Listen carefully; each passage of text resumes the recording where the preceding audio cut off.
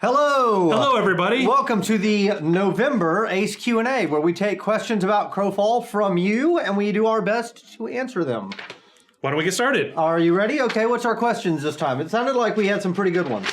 We, in fact, did. So, just to set baseline, first of all, we've got the new version, 5.8, is just wrapping up now. Our goal is to get it out to you guys this month. So, a bunch of the initial questions right out of the gate were, hey, have you fixed this yet? Have you fixed that yet? Right? We fixed lots of things. Yeah, there's 11 pages of patch notes. This is a big, big build. It also involved us jumping to Unity 2018. So a bunch of these issues were things that, because we'd moved on in the codebase, we could not go back and fix in 5.7. And spoiler alert, a lot of them are fixed in 5.8. So go ahead. All right. Let's talk about the first campaign milestone and things that are fixed. So why don't we start with just, you've got a list of some of the bugs that were by popular demand asked about. So let's cover some of those real quick. Are you aware of the Druid double healing orb bug, and will this be fixed in 5.8? Yes, it has been fixed in 5.8, and we are aware of it now that it's gone. What are your thoughts on the Assassin Disease heal block Toxin? What, if any, adjustments are planned for the disease Toxin? We are toning it down. One of the things we did in 5.7 was we made the assassin attacks faster so that they could stack quicker. Okay. And the end result was they were just making other people unhealable. So we're toning that value down. Okay. You recently changed the balance of hit points for damage heal bonus on the various types of armor. What are your thoughts on the variety of armor, leather versus mail versus plate being worn at the moment? What adjustments can we expect in 5.8? So a lot of this stems from your original desire to have players mix and match. Right. Right. So the idea being that, hey, I may wear a plate piece here and a leather piece here and a mail piece there because it looks good. So we've kind of tried to make things as equivalent as possible. Plate still has the highest mitigation, but you can get much more health from, let's say, another piece. Right. Right. So the idea is to try and make those as equivalent as possible and to make you have a choice. Now, for some classes, they just get leather. Right. So they have no choice. Unless they take disciplines. Unless they take disciplines, right? Or there's other ways that they can get armor, but I'm not going to talk about those yet. Because that's in the patch notes. Yeah. So I will say that we're not done with armor yet. There's still I'd still like to go back and take another look at it. One of my design goals, though, as Blair said, is I didn't want it to end up with every player looking exactly the same. And if there's just a single best choice and it doesn't cost anybody anything, like it's not a discipline, it's just, hey, I want to take plate and I want to take nothing but plate, and everyone wants to take nothing but plate, then you end up with every character looking very much the same. So that's what I was trying to avoid in doing it. It seems like we're not quite there yet, so we'll take another look at it. Armor is one of those areas where it's interesting because it's not just design considerations, right? You have like this other design goal of let's use all the art assets we've made and let's get a lot of variety. And for us, the chest and the legs are one piece. Right, that's true too. A huge portion of your visual differentiation there is locked in one piece. And I will feel better so in this next version, in the first campaign that's coming out, we will start to see character customization come online as well, right? Skin tones and hair colors the and things like that. The Ganeshan with that hair is glorious. It's pretty funny, yeah. So with that stuff starting to come online, that will help quite a bit to achieve that design goal, and then maybe I won't feel so bad about the fact that that people are tending towards this type of armor or tending to match these types of armor. So, okay, next question.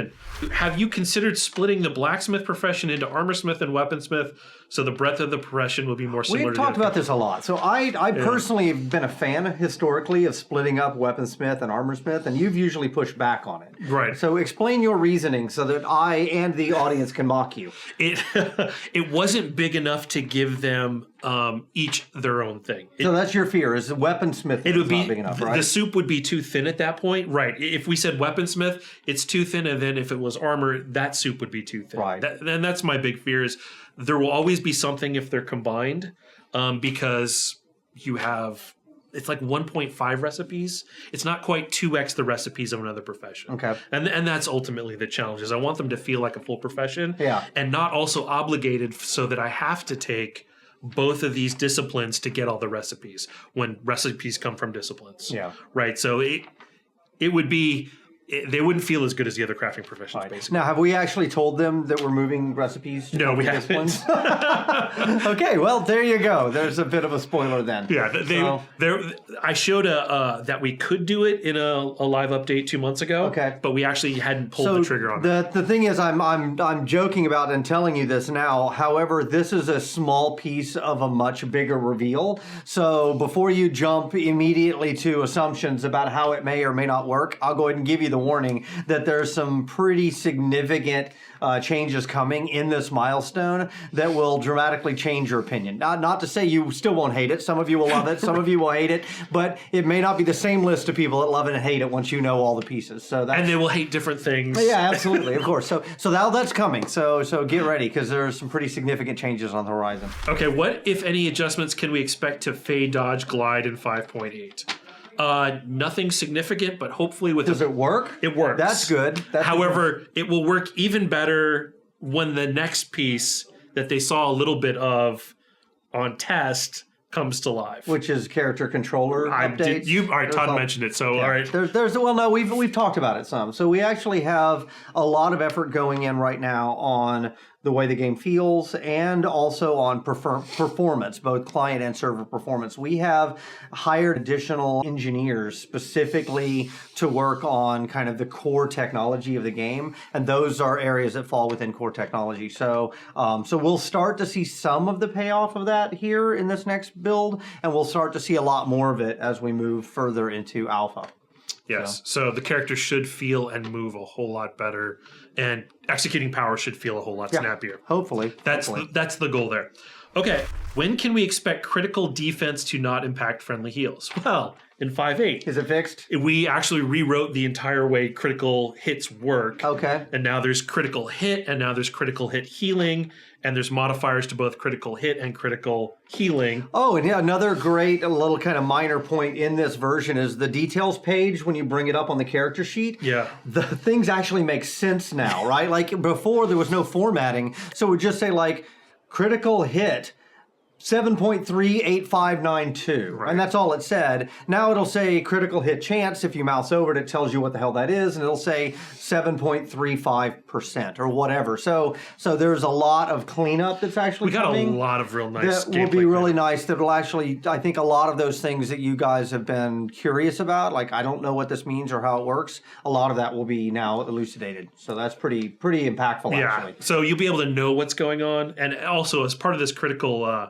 This was one of the things that Garrity worked on. We got some engineers right before the engine team came into existence. That's true too. And the payoff from those engineers joining the team is actually really starting to show in the 5.8 cycle with all of the gameplay changes that we were able to get in. Right, and just polishy bits, like the search bar now works on the crafting menu, right? Yeah. So you've got 1,000 or something recipes in there. If I want one specifically just to cook meat, I can click in that bar and type meat, and it works. It culls it down to it shows everything that takes meat as well as the recipe that would be called right meat. And so that's it's little things like that historically we're always like, yeah, we'll get back to it, we're starting to get back to it now, and you'd be surprised how much a little change like that can have a dramatic impact on the way the game feels. So that's a big chunk, I think, of the 11 pages of patch notes that are coming. It's going to be cleanup, stuff like that. Continuing on with the critical defense line, is now a guaranteed critical can be modified by the defense stat, which means there really is no such thing as a guaranteed critical anymore. Okay. So it basically takes your defense if I'm punching you, and it offsets it. And it used to be 100% crit, so there was nothing you could do. Okay. Now your defense will reduce it from we're going to cap it at 100, and you will be able to prevent some of those, because guaranteed crits are kind of not generally a good idea long term anyways. So you will enjoy seeing that in the patch notes. Next question. Will the training lockouts, can't train Myrmidon and champions, can't train humans and Athari be fixed for 5.8? Yes. But not in the way you expect. This is another thing of it ties into a much bigger piece of the puzzle. But yes, we have resolved that issue decisively. Love it. Will the Assassin Toxin application bug be fixed? Yes, I went deep diving with Srather on that one. Thank you for all of the how to do this. He gave you video on that one. That was actually very helpful. So I was able to track down what was going on. And what was funny is we had already fixed how you got into that state with a whole bunch of the stat rearrangements in 5.8, but I still had the engineers go back in and make sure that if another stat does that, it won't ever happen again. Okay. Okay. And the final comment was improved vessel training is what this game lacks. This is a form of active progression that game needs. What do you think about that, Todd? So I have to say I agree. I actually agree with this. So passive training is really cool, and I like it because it does give a mechanic to where people who don't have as much time can stay abreast with other people. I think that's a cool design goal. However, on a moment-to-moment basis, it doesn't solve the traditional MMO problem of I just logged in, I've only got 15 minutes to spend. What do I do with my time to feel like I'm making forward progression? So this ties into something that is part of the overall big announcement that we're going to make. Just actually more than one. There's a handful of things that are coming online. We just showed the cluster map, and that alone is a pretty significant jump forward for this milestone as well. So yeah, there we go. We'll talk about it more in the future, in the very near future.